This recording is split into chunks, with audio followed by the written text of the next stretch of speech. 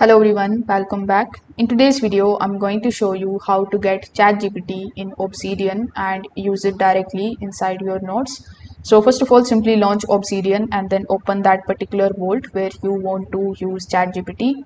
Now over here, click on this gear icon here in the bottom. Then among the given options inside your settings, you just have to simply click on the option of community plugins. Now if community plugins are disabled, you can just simply turn off the restriction mode and then you can click on the option of browse, and over here in the search bar you just have to simply search for ChatGPT MD. So when you're able to find it here, simply just click on it, then click on the option of install. Wait for some time until it is installing, and then once it is installed successfully, click on the option of enable. Now with the help of it, you will be able to use ChatGPT easily inside your Obsidian notes. If this video helped you out, consider subscribing to the channel and liking the video. Thanks for watching.